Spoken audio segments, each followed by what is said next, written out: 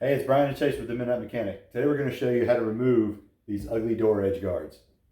All with a hairdryer and fishing line. Alright, so what you need to make sure of if you go to remove this off is make sure that your car doesn't have any screws or any clips behind it that'll prevent you from getting it off, or when you get it off if it has holes in it. These are just glued on, so you can take it off and clean it up and you won't ever notice they were there. We did a little test piece right here, took it off and cleaned it up just to make sure that paint wasn't faded underneath it or anything. So we know it's good, so we know we can take this off. So what we have right here, some regular old fishing line. And then the usual stuff. We've got our hair dryer, our nev-r-dull cleaning, and our new tool, this eraser wheel that helps take off adhesive from that. So what we're gonna do is Chase is gonna put some gloves on and he's just gonna wind this around his fingers. You need gloves because otherwise it'll dig into your hands. And he's just gonna fish it around the backside like this. While he's doing that, I'm gonna take the hair dryer and run it on there and heat it up so it'll make the glue a little bit tackier so we can cut right through it easier.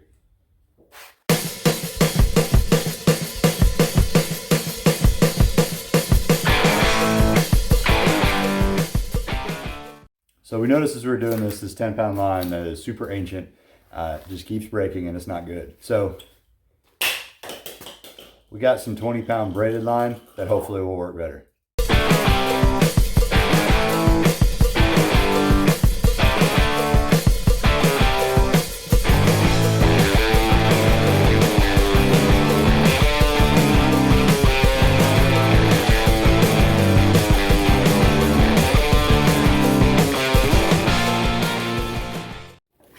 Now you see we got the side molding off, but we still have all this glue on here. So the best way to get this off is to heat it up like we did, because it's glue, and wear some gloves. And what you do is just peel it back with your thumb or your pinky and just go all the way down as you're heating up and peeling it. Now you want to wear gloves. On the Trans Am I did the same thing, but I did it without gloves, and by the time I was done I had blisters and my fingernails were all screwed up. So make sure you use gloves. It's just a lot easier that way, and you get a little bit more friction to go ahead and peel it off. So we're going to go ahead and run this and peel it off, and then we'll show you what to do after that.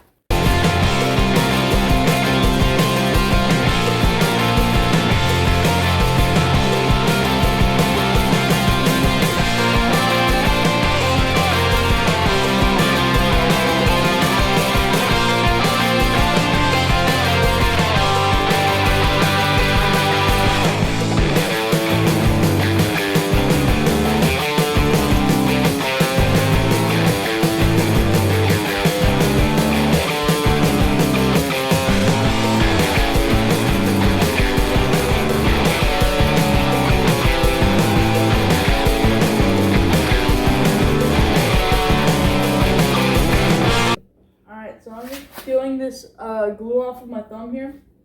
And I'm getting close to the end here. And as you noticed, I have a very long string of this. I started like all the way back here. And I've just been rolling it with my finger. And it actually worked a lot better without the blow dryer. So, yeah, everything's come off a lot easier. Okay, so we got it off, and we got all the glue off and everything like that. Unfortunately, there's like a little groove in there and the paint's kind of come off, so you can see kind of a little stripe down through here where it was. From a distance, you really can't tell, but up close you can. I'm going to talk to a buddy of mine who does body work and see what he recommends, but we'll figure something out. Worst case, we repaint the side moldings and stick them back on. But that's what you do. We got all the glue off. We ran it through with nev-r-dull. Now what we're going to do is I'm going to run a coat of wax over top of it, because that stuff will take off anything in the paint. So we're going to go ahead, run some wax over here, see what it looks like afterwards. So here's the finished product. Went ahead and got all the trim off of it, all the glue off of it, and ran a coat of wax on there. From back there it probably looks pretty good. Up close you can see all the little imperfections and things, but it's real smooth. I love the look without those pieces of molding on there. So even with this little, paint imperfections, I still think it looks pretty good. And make sure to go follow us on Facebook and Instagram at The Midnight Mech. Subscribe down below. If you have any questions or comments or things you want to learn, post down in the comments, and we'll see you next time. Peace.